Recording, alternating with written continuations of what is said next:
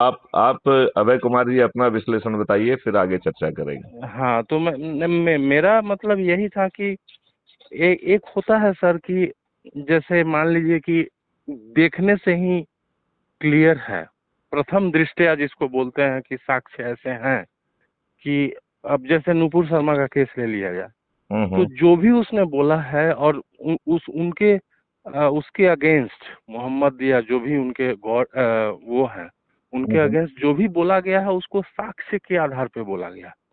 उनके बेसिकली कुरान का उसमें उनके कुरान मैं का हवाला मैं दे के बोला गया है।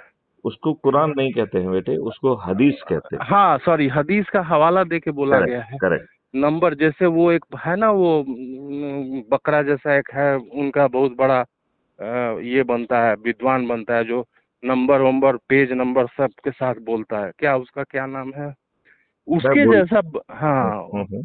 उसके जैसा उसने बताया है कि इस पेज में यहाँ इस बात को लिखा हुआ है।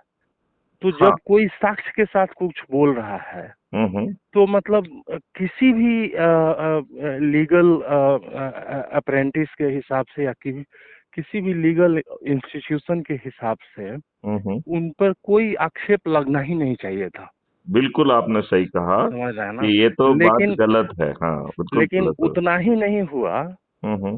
जैसे कि आपने बहुत करेक्टली पॉइंट आउट किया कि बीजेपी या जो भी राजनीतिक पार्टियां होती हैं, उनका एक अपना एजेंडा तो होता है, बट ये है कि कई बार माने ऐसे कंपल्सन्स होते हैं जिनके चलते इस केस में मुझे अच्छा नहीं लगा। मतलब ये जिस तरह से बीजेपी का बिहेवियर है, इनफैक्ट उसको देखिए, और डिफेंड इसका करना मतलब चाहिए ये था। है कि ये इनका बिहेवियर कोई दूसरा कंट्रोल कर रहा है।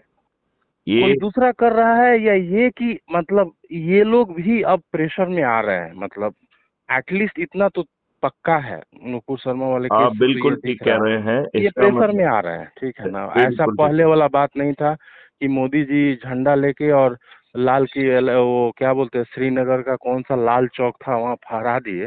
हम्म। अब वो प्रखर एक व्यक्तित्व जो एक लेके ये लोग चले थे, हम्म। वो कहीं ना कहीं शायद उसका नहीं उतना दिखने का एक कारण ये भी है कि जितना प्राइजेज और माने एक्कोलेट्स इनको मिला है अरब वर्ल्ड से या मिलते जा रहा है, समझ रहे हैं ना। आज के डेट में अरब वर्ल्ड जितना इज्जत मोदी का करता है, भारत के इतिहास में माने उतना किसी को नहीं मिला है। तो कहीं ना कहीं एक है कि भाई अब सब सब पार्टी सब सब पक्ष को थोड़ा बहुत खुश रखने वाला जो एक वो है, वो भी इन देखिए, लोगों के व्यवहार में दिख रहा है।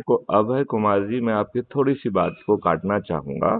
जी मैं ये कहना चाहूंगा कि अभी अपन देश विदेश की बातें ना करें। जी आप जी। एक बहुत छोटी सी बात ये कहें कि हम्म। क्या ये उचित है कि जी कोई व्यक्ति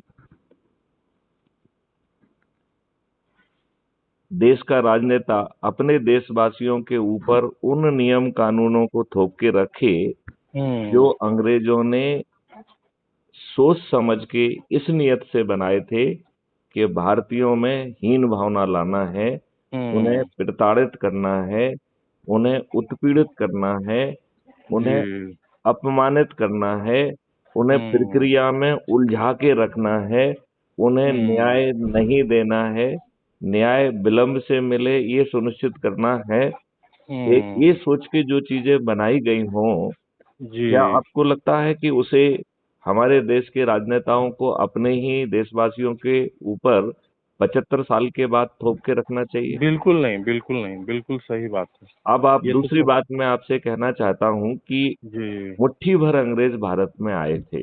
जी उन्होंने भारतीयों को ही भारतीयों के विरुद्ध उपयोग करके करके और हाँ। इतने वर्षों तक शासन किया और जी। इतनी लुटाई की कि हम्म। जिसको लॉर्ड मैकाले ने 2 फरवरी 1835 में अपनी रिपोर्ट में कहा था कि मैंने 3 साल तक भारत का भ्रमण किया जी। और भारत में मुझे एक भी गरीब व्यक्ति नहीं मिला, एक भी भिखारी नहीं मिला। उस हाँ भारत में इन्होंने क्या लुटाई की कि कुछ वर्षों में ही भारतीय पूरे गरीब हो गए। और हाँ। गरीब अकेले नहीं हुए, कई भूखमरियों का शिकार हुए जिसमें लाखों लोग मर गए। हाँ, बंगाल वाला फेमिनिन जो हुआ।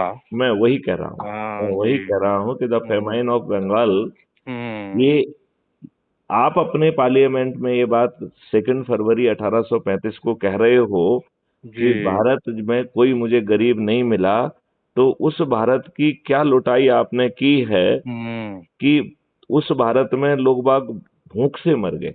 करेक्ट, बिल्कुल सही। तो इस बात को कहीं ना कहीं तो हमें सोचना पड़ेगा ना। हाँ हाँ हाँ, बिल्कुल अब बिल्कुल। जब वो नियम कानून वही कंडक्ट रूल आपके ऊपर आज भी थोपे हुए हैं, क्या हम्म। कोई अच्छा नेता गुलामों के लिए जो व्यवस्था बनाई गई है, गुला हम्म। जिसमें बाट लाट साहब ही है, आज भी लाट साहब है, हाँ हाँ हाँ किसी भी हाँ। दफ्तर का चपरासी, हर भारतीय के ऊपर लाट साहब है, वो चपरासी करेक्ट भी। करेक्ट करेक्ट, हाँ। वो आपसे कहे उधर बिल्कुल। बैठो, इधर जाओ, ये करो, वो करो। हम्म। बल्कि आप ये देख लीजिए कि जो अब सिक्योरिटी गार्ड भी बन गए हैं, वो उसी लाट हम्म। साहब को दिखाते हैं, हाँ हाँ। आपसे सम्मान से पेश भी नहीं आते। नहीं आता, हाँ। इवन वो हमारे इतने आदत में शुमार हो गया है कि हम्म। आपकी जो जहां आप रह रहे हैं उसके गेट पे खड़ा हुआ व्यक्ति भी लाट साहबी वाले अंदाज में बात करता है। बात करता है, हाँ। वो सुरक्षा के लिए वहां खड़ा हुआ है, उसे लाट साहब जी। किसने बनाया है? बिल्कुल सही। उसे सम्मान पूर्वक बैठने की व्यवस्था होना चाहिए, किससे हम्म। मिलना है, फोन लगा के कंफर्म करना चाहिए। He can not be disrespectful. वो राइट राइट। 99% डिसरिस्पेक्टफुल होता है। जब तक उसे सामने जी। वाला कोई बहुत बड़ा आदमी नहीं दिखता है, तब तक वो हर हम्म। किसी की तौहीन करना चाहता है। करेक्ट तो करेक्ट। हमारे खून में ये बात डाल दी कि हम्म। अपने ही भाइयों के प्रति सम्मान पूर्वक पेश मत आओ। हाँ। अब मुझे बताइए, वो व्यवस्था कैसे जो है हमारे ऊपर लागू हो सकती है? बिल्कुल क्या बिल्कुल। हमारे ऊपर ऐसी घटिया व्यवस्था लागू होना चाहिए? नहीं नहीं नहीं। तो मैं आपसे सुबह, जी। अच्छा, मैं आपसे सुबह बात करूंगा बेटे, ठीक है ना? ठीक है सर। और जी हम आपको एक पूरा एक काम देना चाहते हैं कि जी आप एक चार्ट निकालिए कंस्टिट्युएंसी का, राइट? जी और जी कोशिश करिए कि हर कंस्टिट्युएंसी में क्या आप एक व्यक्ति खोज सकते हो, जी जी जी। उसको जोड़ो, क्योंकि हमें 18 अप्रैल को हाँ। सभी कंस्टिट्यूएंसी 224 उसमें ऐसे चंद्रगुप्तों को जो है नामित करना है, जी। जिनको जो है